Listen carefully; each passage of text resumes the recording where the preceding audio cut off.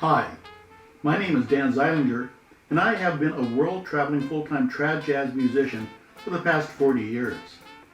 Some of my most memorable performances were on the lawn of the Edinburgh Castle, at Imperial Palace in Japan, as well as TV shows and commercials across the world. I've met many people during my career and have spent many hours on stage and off with these musicians, talking about jazz, life, and more. Some are touring musicians, some are theme park warriors, and some are casual musicians who play on the weekends with friends. I think they all have stories worthy of a movie script, and through these interviews, I'll be sharing them with you. Hi, this is Dan Zeilinger for Trad Jazz Today. My guest today is banjo virtuoso and I can't say close friend, but at least a pretty good acquaintance, Mr. Lee Floyd. Hey, Lee, how you doing? Yeah, I'm doing great. I got a great friend in Vegas, really funny dude, Steve Johnson. He's a multi-instrumentalist.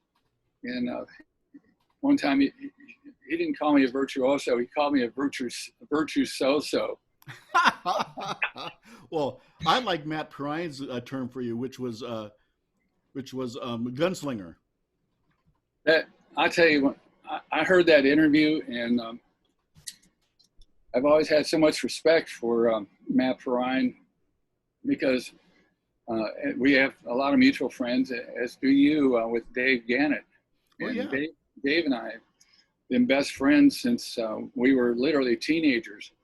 Met him out in Disneyland and did a bunch of recording with him, roommated with him for a few months one time, and both out in Orlando and Bullhead City, Arizona when we were working Laughlin. Yeah, I'm trying to get Dave to agree to do an interview with me. I met him when he was with the Black Dogs, but yeah, he'd be a wonderful interview. But so when I met Matt Perrine, he's really like the first guy since well, there was Gene Paulson also, Rosie O'Grady's fame, that was a pioneer in my world.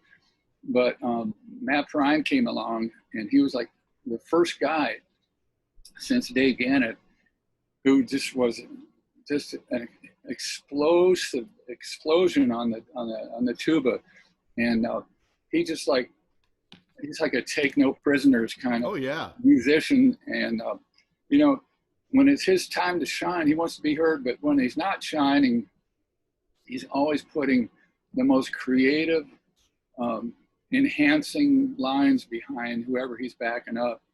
And I don't know if you saw the video that Evan Christopher just posted, but Matt was on that. Oh, really? Yeah. That's cool. Yeah, Matt is, has had a wonderful career so far, and I suspect it's only just beginning.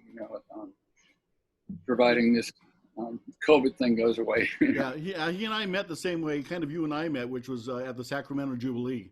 Mm-hmm. Just sort of crossing paths and running into each other. I was trying to. Let's go to the very beginning. Okay. As you were talking about, well, I downloaded your bio. What's nice about interviewing you, Lee, is the fact that you have got such a complete bio up on the internet, and some people don't. And so that was really nice to see. I see that you started playing at 11. Actually, I was 9 when I started playing. And your dad played? Yeah, and I guess I need to correct that because, but anyway, I was playing. I started out on piano, and I was horrible at that because I could play the left hand and the right hand, and I could read the notes on both, but I couldn't read them both together and play them both together. It's just like totally impossible for my brain. Doesn't work that way. It takes a certain kind of brain, like piano players. I have the utmost respect. In fact, speaking of piano players, a side note, my most favorite musician of current times right now is a piano player from Japan, and her name is Hiromi Udehara. Okay. Is she a classical pianist or? Well, she does all. She started in classics, but then she went to Juilliard and formed a band out of that school, and everybody on their instruments is like leading edge, like radical, just amazing technicians. But she's got brings me back to my point about piano players.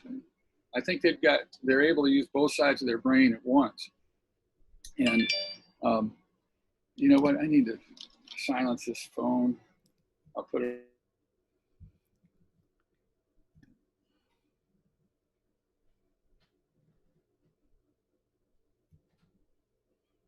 Yeah, your picture froze. You might want to move your phone away from the computer and away from the microphone.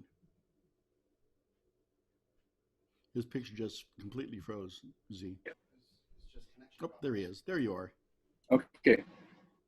Yeah, I took it back off the hotspot. I'm using a hotspot connection. Sorry. No problem. All I'm seeing now is my little picture in here. I don't see you. No, that I don't understand. Yeah.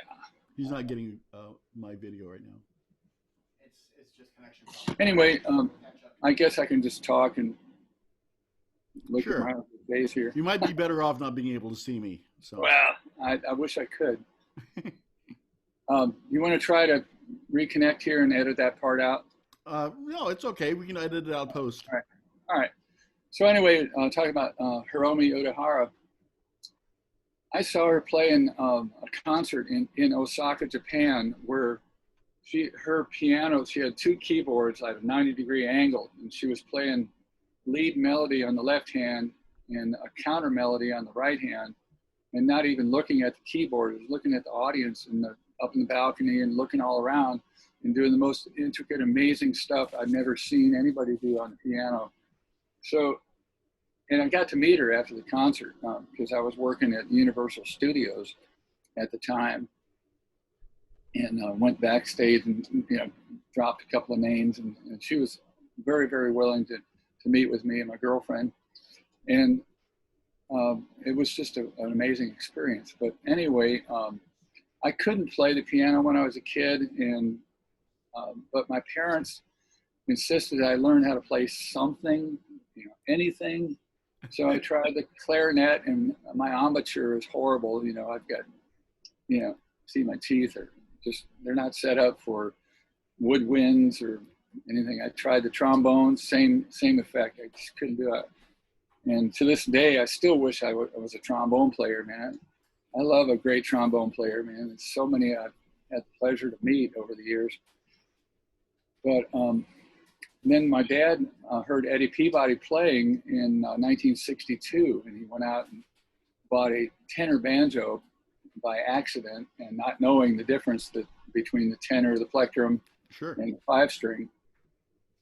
So he got the banjo, went out and bought all of Peabody's albums, which I still have. There's like 13 of them, and started taking lessons. And fortunately, his original banjo teacher, Red Watson, got a hold of him. He said, "Hey, look, no, I'm sorry, it was Obed Metheny was the first one."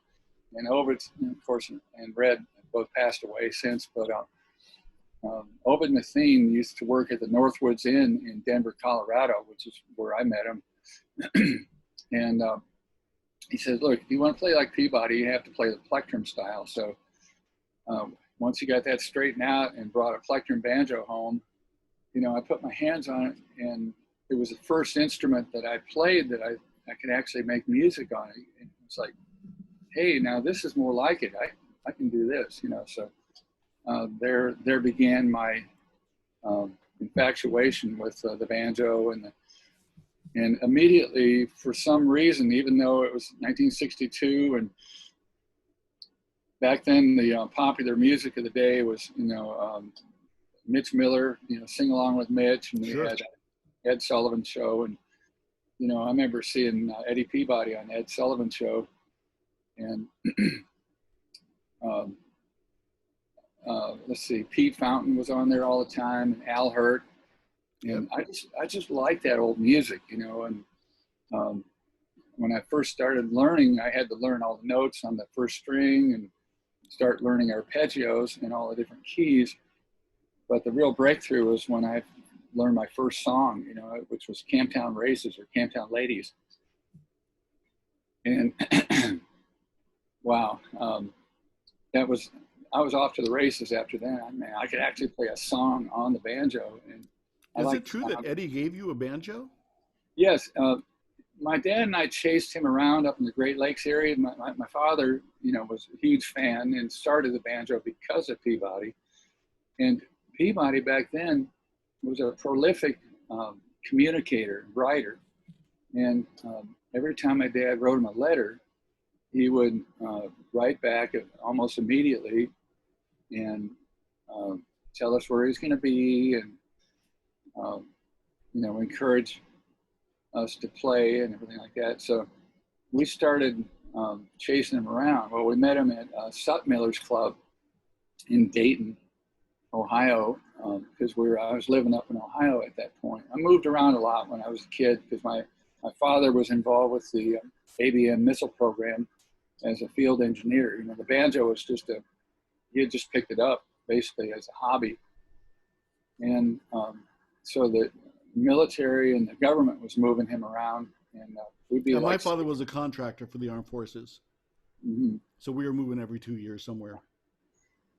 I was in a lot of schools before I got in high school, but the bulk of my growing up was in Ohio, but I lived in Texas, California. You were born in Columbus, though, right? Yes. Mm-hmm. Yeah. Okay. Yeah. So, and my grandparents were up there in Cleveland, so we ended up staying with them a lot. And the banjo experience, started happening when I was a teenager. I was 13 years old and walked into Shakey's Pizza Parlor in Maple Heights, Ohio, and asked the manager if it's possible I could get a job playing the banjo there. He kind of laughed at me. He says, "You're just a kid." I said, "I know, but I already know like 22 songs and I'm learning more every day." He says, "Well, we actually need a banjo player." He says, "Why don't you come in Friday night? If the piano player likes you, I'll give you a job." So, that happened. And after 3 songs, the guy came up to the piano player and says, "What do you think of this guy?" He said, "Oh, he's great." And so he said, "Okay, you're hired." So I worked there like for 2 months on the weekends by myself with the piano player. And then the manager was informed that I needed to have a parent with me because I was underage. They sold beer and wine there. They had a liquor license. So that's when my dad came on the scene, and he started working with me. He'd sit up on stage with me and practice while we were playing these old sing-along tunes, words up on the wall and, Sure. Daisy, Daisy. Yeah, Shakey's was the beginning of a lot of us. Oh, yeah. And I got to meet Shaky Johnson in Sacramento. I'm trying to think what year it was, maybe 91 or 1990 or something like that. And I shook his hand and said, "Man, I just want to thank you for starting my career." He says, "I can't tell you how many people have come up to me and said that." Oh yeah, well it was kind of a symbiotic relationship, wasn't it? I don't think the Shakey's would have quite as done as well without the banjo players too. So Yeah, well, it was a wonderful thing, and I have quite a few friends. Randy Morris especially stands out. yeah, Yeah, that's where he started in Hollywood. But Jim Turner sure. was a Shakey's. It's really kind of cool. What a small world, especially the upper echelon and older jazz players, Dixieland jazz players are. Everybody pretty much knows everybody.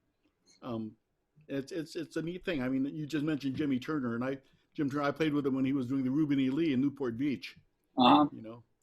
So it's a small world, man. Yeah, I spent a little over a year with Jim in Tokyo Disney Sea, and before then, I really didn't know him that well, other than he came on the scene at Disney World with a bunch of young, super talented people that were originally in Magic Mountain, and they exploded on the scene on Main Street with this young group, and everyone was a crackerjack player, and we all became friends then. But I never really got to know Jim until that contract. And originally I was scheduled to be with somebody else, but it was one of those weird bookings where the booking agent was supposed to hire a guitar player, a violin player, and a bass player, and they used 2 Japanese bass players and then 2 American. And I was hired to actually play guitar and do sea shanty tunes in the American waterfront. Okay. And the booking agent booked 3 guitar players and 1 fiddle player. And we showed up to Japan, and the Japanese people in the office were saying, well, we're supposed to have two trios, alternating, 2 violin or 2 fiddle players and 2 guitarists, and then 2 Japanese bass players. Where's the other fiddle player? And it was a colossal mistake.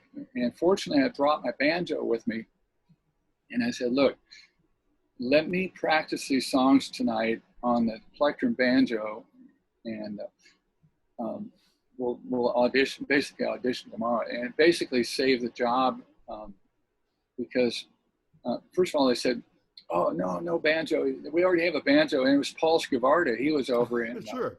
At the American something or another. There's a big fake cruise ship. They did a show out in front of that with a Dixieland band. And they said, no banjo. We don't want Dixieland over here. We want sea shanties. I said, well, give me the evening tomorrow. We'll play some songs for you. So I learned how to play the sailor's hornpipe on single string on the plectrum, which is kind of a difficult thing to do. The plectrum's not really set up for single string like tenor banjo is. Right. And so I had to make a lot of movements to make it. But, I practiced it for several hours, and several other tunes, My Bonnie Lies Over the Ocean, just these old 1800s sea. That's interesting. A lot of people don't realize that tenor was set up for single line soloing pretty much, and a plectrum, because of Eddie, of course, was chord solos. Yeah. It's set up for I call it chord melody, and it's kind of like the right hand of a piano. You can play a melody, but with your right hand, like Johnny Guarnieri was a real famous one-handed piano player. I don't know if you ever heard of him, but no, I haven't. Oh, he was an amazing jazz piano player, and he lost his left arm due to cancer or something like that. But he wanted to keep playing, so he figured out how to play piano with one hand. And it's kind of like what the plectrum is. You can play a chord melody. Sure. But the tenor, because it's tuned in fifths like a violin or viola, right, all those intervals are like real close together, and that's why you can play tunes like Nola and Black and White Rag and all that stuff, and it all lays right in there. It's real easy. Right. And mandolin's the same way. It's tuned in fifths. I can't say that I ever learned any one of those instruments because of that. Were you at Orlando when we came through with the Southern Comfort band?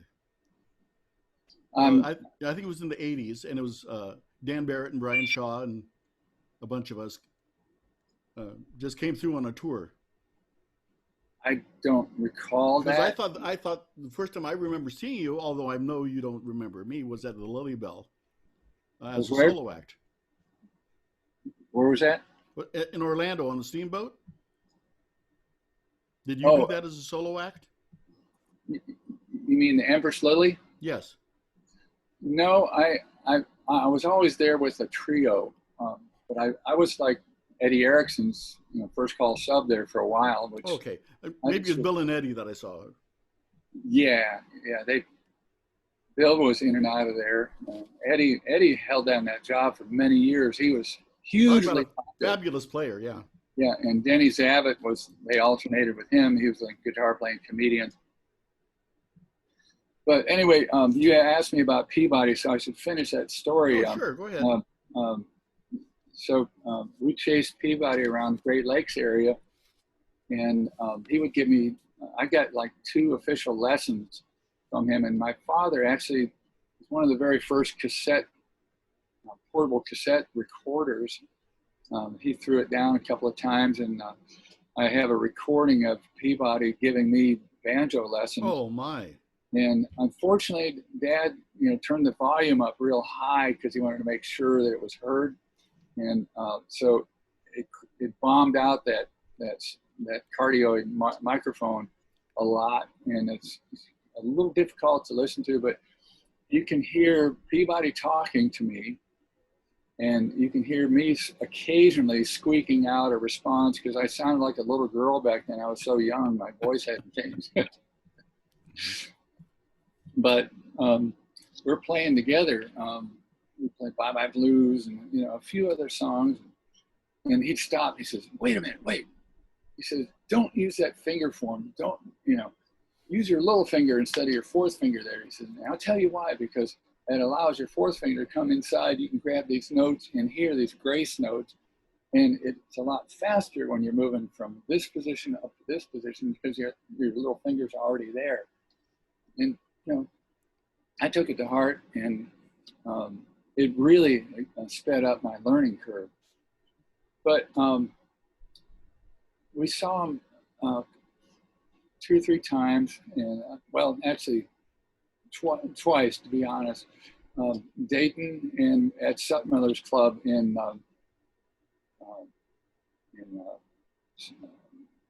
it's up in Michigan, Algonac, Michigan, on the St. Louis Seaway. And at that time, a guy named Skip Duval was visiting him. Have you ever heard of the name Skip Duval? I haven't. Okay. Skip was a beautiful player, a very accomplished player. In fact, Skip put out one album called Ultra Banjo with all the orchestrations and everything. He wrote a couple of tunes. We played mostly plectrum, but also 5-string. But Skippy was up there and visiting at the same time. Peabody was the headliner, and so it was Skip and my dad and I, and we're just sitting there like little dogs, like hanging on every note. And but I got to go back and talk to him, and in the dressing room at length, and again, and after that meeting, my dad contacted him again, and Peabody said, "Hey, I got something for you." He says, "I'm getting you guys a couple of banjos from the factory. We got Vox 1s, which I still play to this day." So it was like very, very amazing, because he had 5 sons and not one of them ever played the banjo. So he thought it was very special. Yeah, I love the sound of a Vox. I do very, too. Very unique. Although recently I've seriously been thinking about getting a B&D silver bell. I used to have one, and sadly I sold it because that banjo is the banjo that Harry Bechtel played. Oh, okay.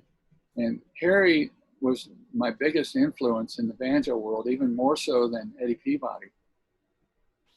When I heard his album when I was 14 years old, and it like totally changed the way I thought about approaching the banjo as a musical instrument.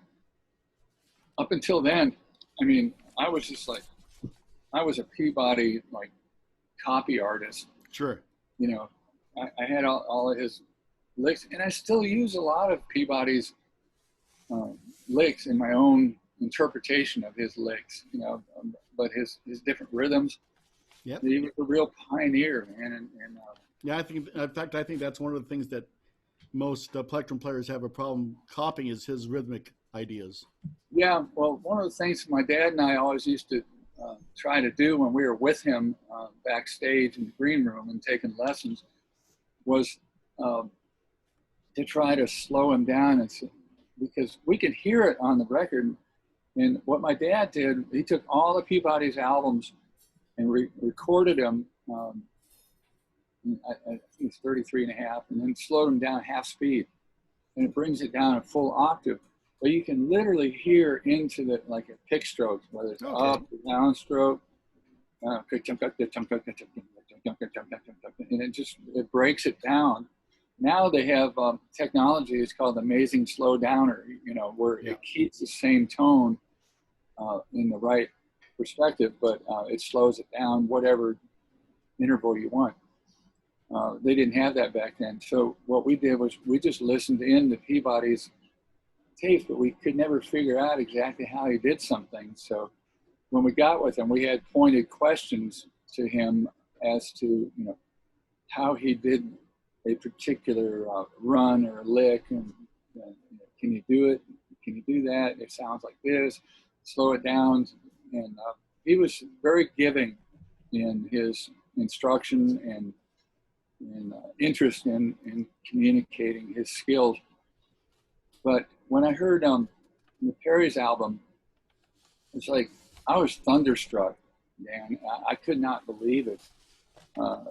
He was the first person I ever heard play the banjo and make it sound like a beautiful instrument. Yep, I understand. Eddie does kind of attack his instrument. Yeah, he's a great showman, and I heard a story about him, firsthand story from a guy that saw him on an aircraft carrier where he was playing the Tiger Rag or something like that, and towards the very end, there was a break, and the drummer's taking a 4-bar solo, and Peabody took his banjo and threw it up in the air, heaved it up in the air. He's about 30 feet, and it's spinning around. He's looking up, and he catches it right on the beat and plays it. Crazy. Of course, his entrance on the stage, where he used to chase the stool out onto the stage and end up right on, it's pretty amazing too. Yeah, I know way too much about Eddie just because I did a lot of my early playing with Brad Roth. So, well, Brad was probably is the best Peabody stylistic player out there, and I understand that the guy he took lessons from was one of Peabody's best friends. Yeah, Frank Vodich.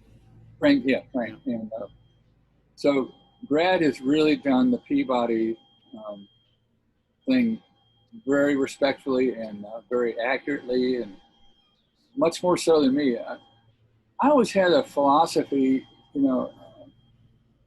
take my inspiration from Peabody and Perry Bechtel, but I wanted to put my own signature on it. And sure.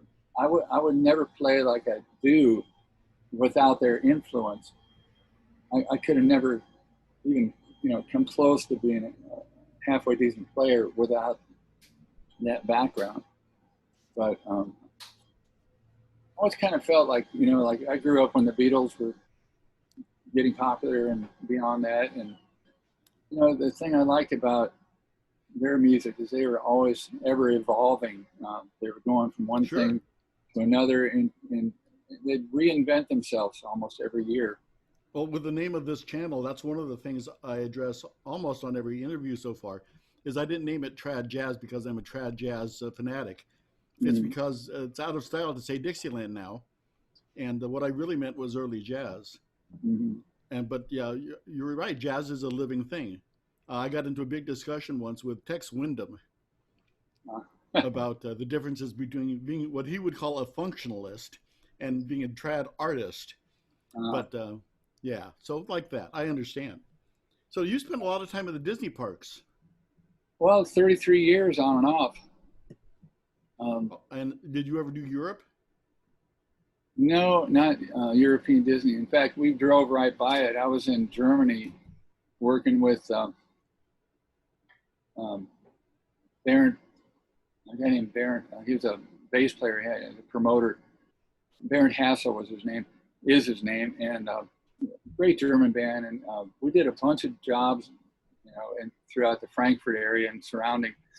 But he had a winery down in France, and so we drove there and did some gigs down in France as well. And on the way, we passed up the Disney, and that was right. I remember when that opened. Michael Eisner was the president of Disney at the time, and it was an inglorious day because he got up on the podium and somebody threw some eggs at him and hit him. It always cracked me up that they that they opened up a Disneyland in Paris. Yeah. Because in Europe you can stand on a hill and point to a castle that's already there, and so it always seemed a little silly to try and recreate what they have. Yeah, it's never been a hugely popular place. I guess they've been loping along for years, and of course, who knows what's going on over there right now. But there was one name on your bio that really leaped out at me, and that was Carl Fontana. Oh, Tell me about that. my best older friend who's now 84 years old, Warren Hammond, he was a attorney and then became a federal judge in Mobile, Alabama. But back in the 70s, he was the president of the Mobile Jazz Society. And he brought Carl Fontana in. And Warren was an aspiring, banjo enthusiast. And he also played plectrum like I do. And so he'd come over. I was working at Rosie O'Grady's in Pensacola at the time, and he'd come over at least once a month or every 6 weeks and take a lesson. And we became really close friends. So he got this idea to bring Carl in and pair the both of us up together on a concert for the Jazz Society. So he hired some crackerjack backup musicians, bass player and drummer, and hired me on banjo and guitar and Carl. And so we put on this concert for a couple hours, a couple of sets, and it was just fun. And Carl was, he was a little reluctant to play with a banjo player to begin with, but he warmed up to me because, I knew a lot of songs.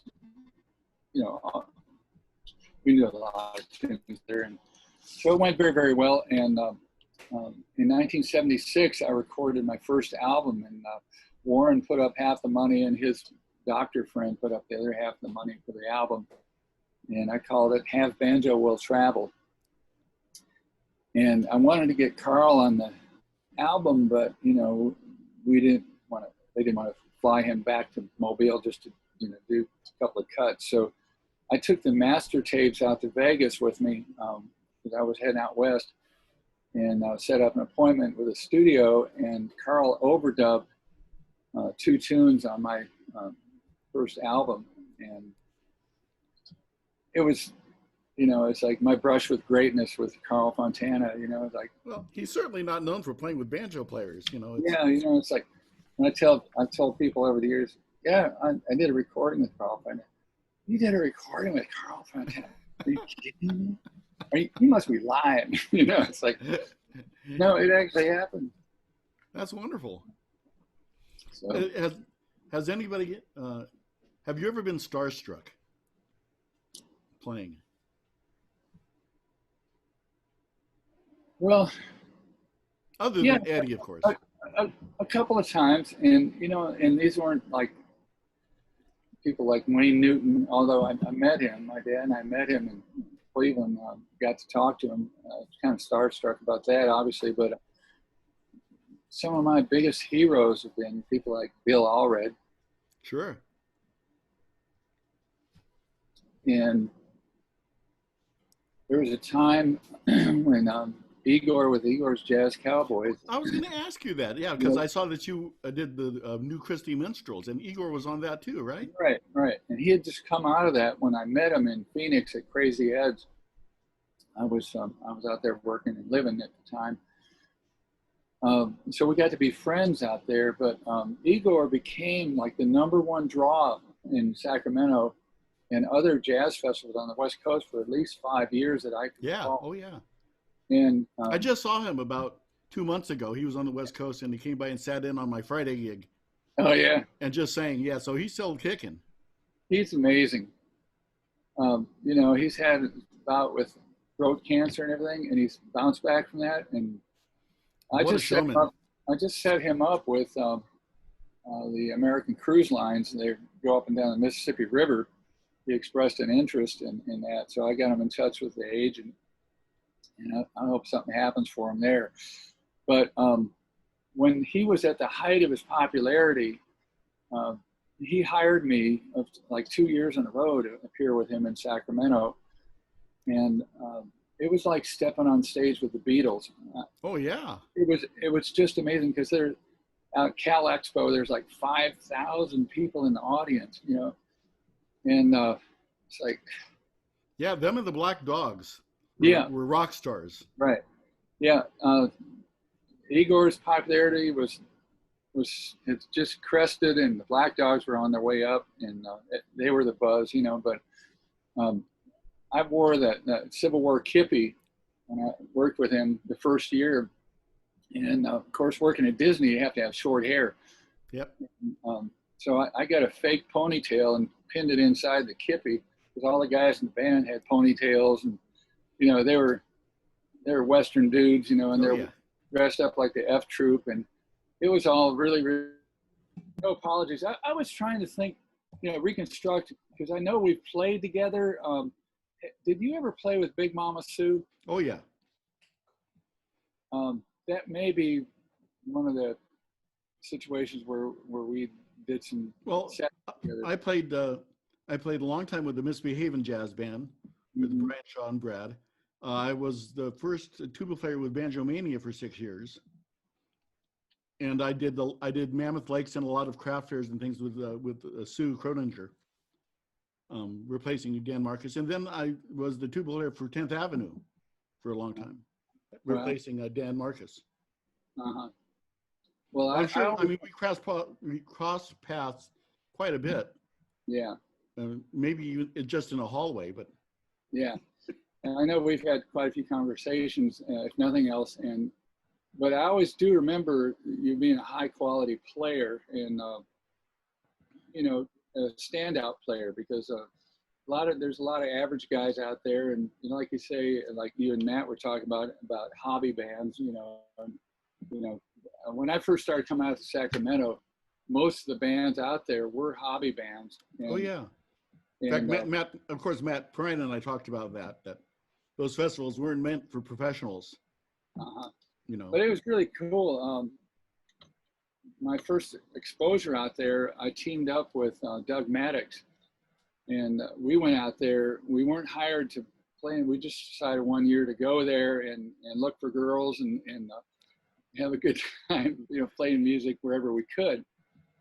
And it was probably, I'm thinking that's about 1976 or so, a long time ago. Oh yeah. And I got to tell you a quick story about when I first met Doug. I was playing at please do. He's gonna be interviewing soon. So we're playing. I'm playing at Rosie O'Grady's in Pensacola. It was the first Rosie O'Grady's Bob Snow built, and I was probably maybe 24 years old. So Doug is in the audience. Unbeknownst to me, he sat through 2 sets before he ever introduced himself. And at the end of the second set that he was there, I get this note up on the bandstand, and it says, "You're not bad for a toy banjo player." Oh my. I thought, who the hell wrote this? A toy banjo player? I got to find out who this dude is, So he saw me looking at the notes. So he comes up and introduces himself.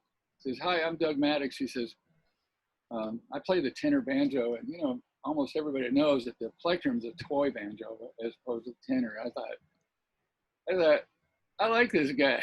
It's like crazy. Well, he now plays a lot of plectrum, so. Well, that's the thing. He was just at that time, he was just transitioning into the plectrum because originally he was a fantastic 5-string player. Oh yeah, he still is. And then his buddy up in St. Louis, I can't remember the guy's name, taught him how to play tenor banjo. And then he heard about the plectrum, and he'd actually met my dad before he met me because my dad and I had gone our separate ways. He was up in Virginia or wherever, or North Carolina, which is where Doug is from. Yep. So anyway, it was a crazy introduction, and I always thought, man, I'm going to get that guy back one of these days. I'm going to get him back good. So I've got a Doug Maddox story you'll like. I was at the Banjo Rama in Sacramento, and I was doing duos with Brad. But I was sitting in the middle of the audience at that big Hilton ballroom, and Doug was up on stage trying out new material. And one of his jokes was about playing at Tokyo Disney. And he said, yeah, he goes, I was in front of their new ride, Bad Haircut Mountain. And you could hear a pin drop in the auditorium. Nothing. And after about a beat, I just broke out in really loud laughter. So it's moments like that I treasure. Yeah. Yeah. Well, anyway, it really took me years to get around to paying him back for that prank that he pulled on me. but I did it in a spectacular way because originally, we came out there and we sat in with different bands and Roger, what's the guy's name that used to book that thing? Roger something or another? Oh, Crumb. Roger Crumb. Yeah. Well, he heard about us going around and sitting in with all these hobby bands and really stirring things up and adding energy to it and everything. And with our Pensacola experience, as soon as Doug got in town, his uncle had had a heart attack. So he spent 3 weeks with his uncle while he was convalescing. In the meantime, almost every day we got together and practiced arrangements, and so we're kind of like the Banjo Brothers. We even resembled each other back then a little bit. And so Yeah, the three of you and Randy Morris are almost indistinguishable for a while.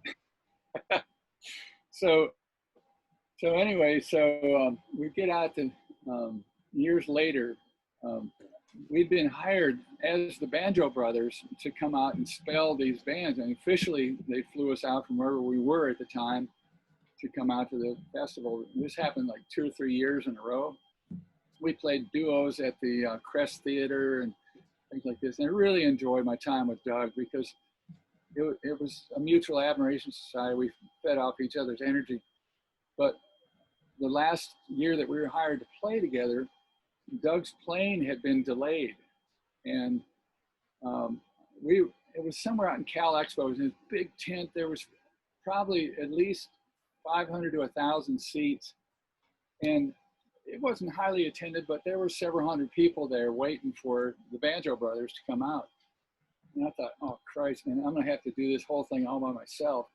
And at that time, I wasn't really a skilled single act, and I didn't have a whole cadre of jokes and stuff yet, time fillers or whatever, But I thought, this is a great opportunity for me to get back at Doug for doing that to me about the toy banjo. So I thought, okay, I'm going to start out this show and I'm going to introduce myself as Doug Maddox. And probably people don't know the difference. So I get on stage and I say, folks, I know the Banjo Brothers supposed to be here, but Lee Floyd's plane is late, and I'm Doug Maddox, and I'm going to try to hold down the show the best I can. So I started playing a really out of tune version of Chopsticks on the banjo, and getting confused like the Gene Shelton thing, getting my fingers stuck in the strings, and crap, carrying on. And then I look, and there's Doug. He's coming in. He rolled in late, but there he was. And just kind of like, I explained, hey folks, Lee Floyd just made it in. Give him a big hand. Oh wait, no, that's right. I set up one other thing. I said, look, if he does come in during this show, I want everybody in the audience to boo, to say when I introduce Lee Floyd, everybody say boo, boo, like that. So I said, folks, Lee Floyd's plane just landed. He's here. He's here in the audience. Hey, come on up and say, how about a big hand for Lee Floyd? And everybody starts going, boo, boo. That's wonderful. So I got him back. Speaking of which, there's one more connection we have that I'm sure you don't know about, and that is that I actually recorded the last 2 CDs with Big Tiny Little that he did. Really? Yeah, wow. Best of Honky Tonk Volumes 1 and 2. Right before he passed. Oh. And I see that you did your time with Big Tiny. What a fun guy. Oh, he was great. Such a kind-hearted guy, and he saw me in Vegas when we did Main Street Station. That was the 3rd Rosie O'Grady's, and that was in 1991 and 92. And he came through town, and he had Julie Jules with him, his vocalist. Yep, singer, yep. She's Danny Rubio's sister, lives in New Orleans. And but he sat up in the balcony, and I got with him after the show. He said, Lee, he says, man, the next time I do an album, I want you on it, and I said, great, let's do it. And I didn't hear anything from him for several years. And I thought, if ever this is going to ever happen, I'm going to have to be the one that puts up the money to make this happen. And so I contacted him, and I had done my banjo artistry recording in 1992, and this was 95 when this happened. And I got together with Tiny out in Vegas, and we flew in Lance Buller from Washington State. Igor came up and sat in on a couple of tunes. I brought Kirk Preble, and we had Rudy Rodardi from the Mickey Finn show on Vibes, came in for a few tunes, and Bob Sachs, wonderful, wonderful bass player from Las Vegas, was on the recording. And we had a 3-day musical love fest in the studio. And Tiny told me one time, a couple of years later, he says, of all the albums I've recorded, he said that album that we did was like my favorite one. Like, really? Okay. I don't know if he meant it or not, but it was nice to hear. But it was a lot of fun. He had that high squeaky voice. It was such a juxtaposition to how he looks, Yeah.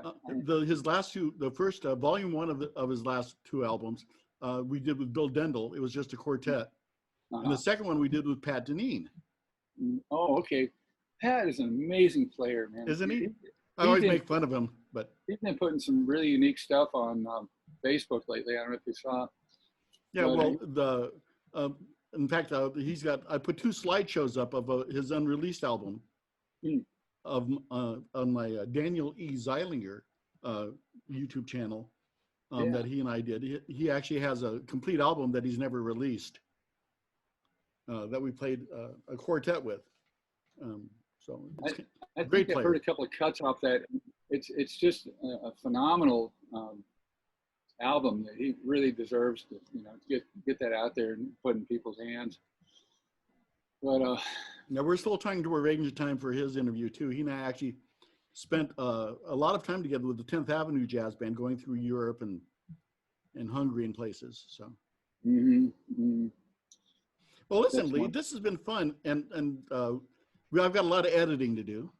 Yeah.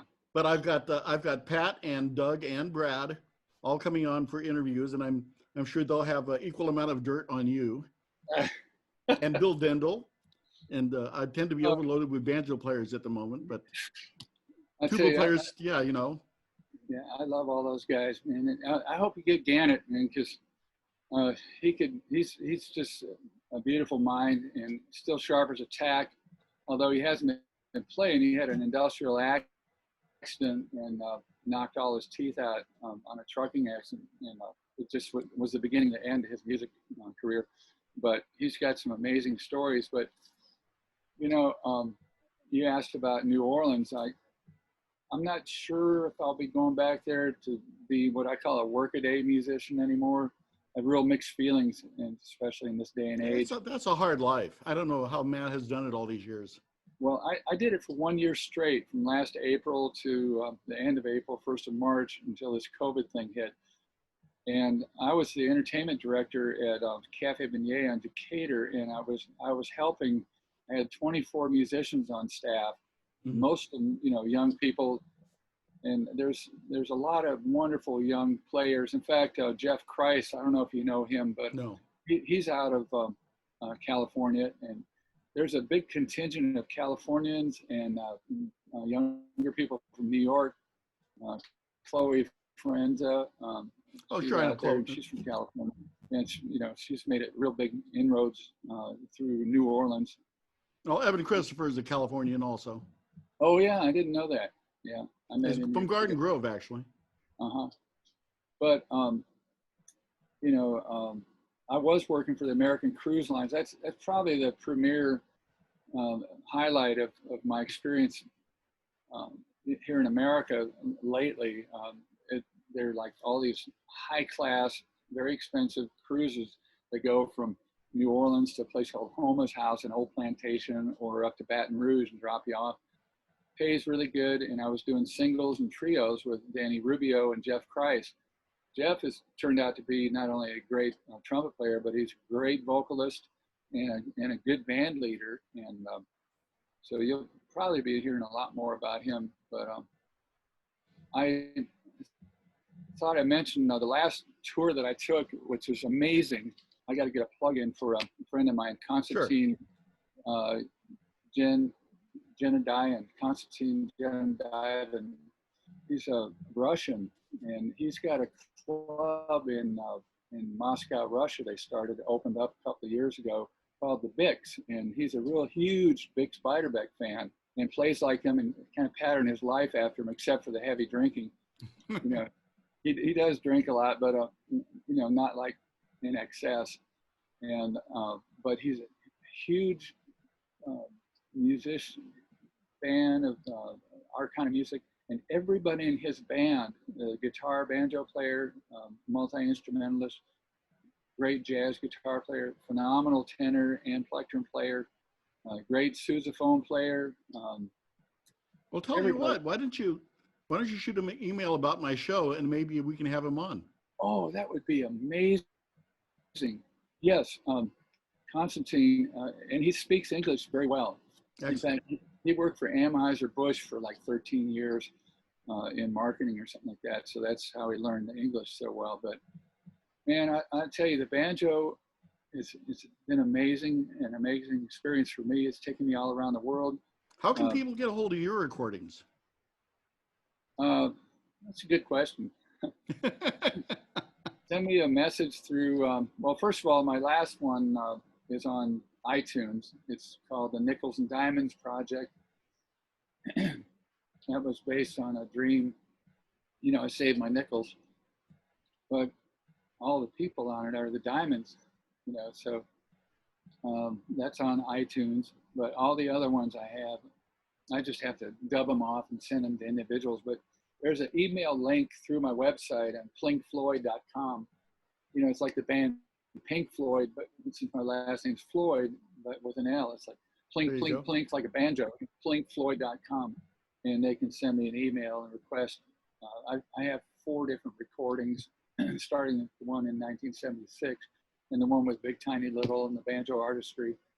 And that other one, be happy to, if anybody's interested, to hook them up. But I hope to be doing some more international travel. You know, I want to go back to Russia, and that was such a great experience. And I'll get you connected with Konstantin. That's wonderful. Hey, Lee, this has been fun.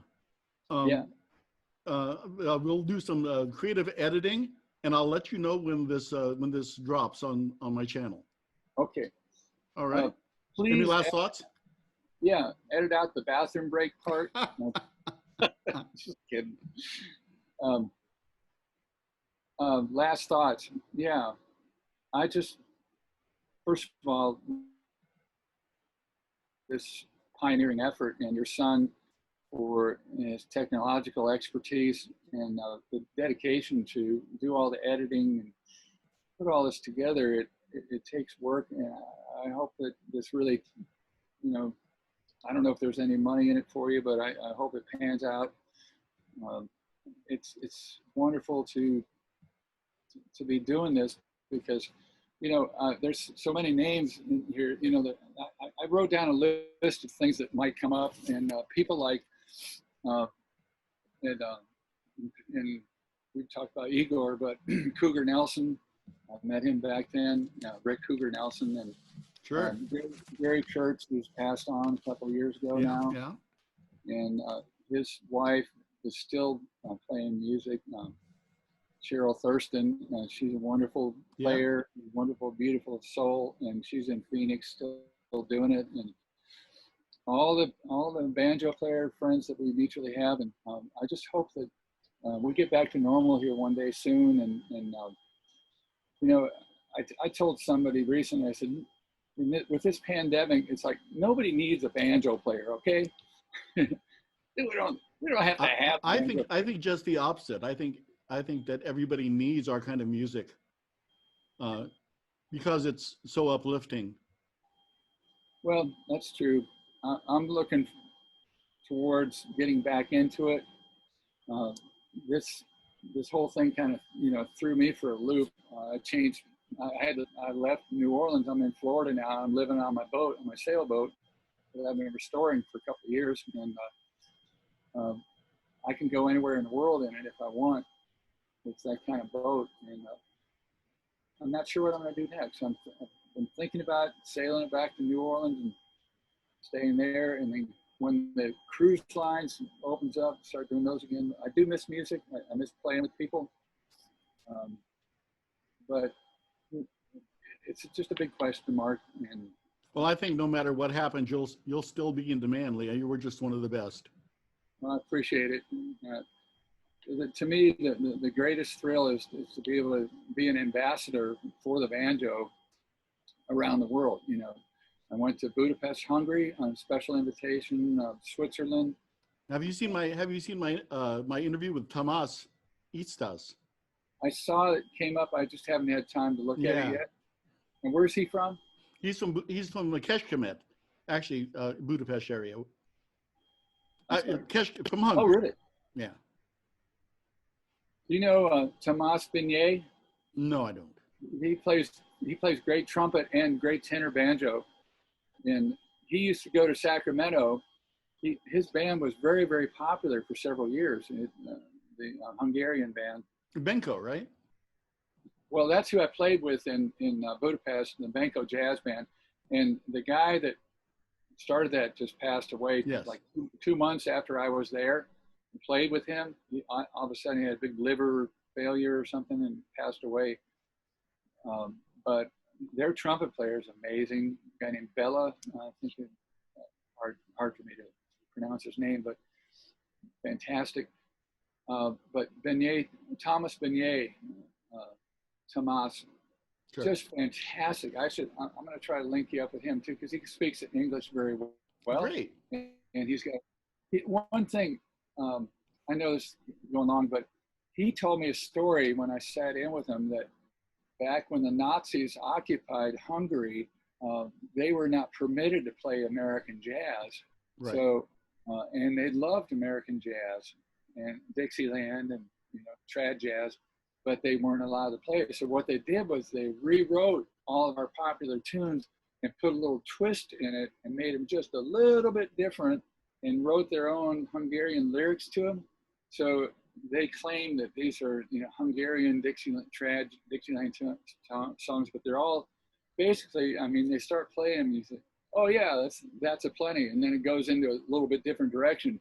That's what they had to do to continue playing during the Nazi occupation. I thought that was a fascinating story. Well, that's a great story. Thank you for that. So anyway, I guess on that note, I'll let you go. But well, listen, my friend. Sure. Hopefully, we'll get a chance to play together.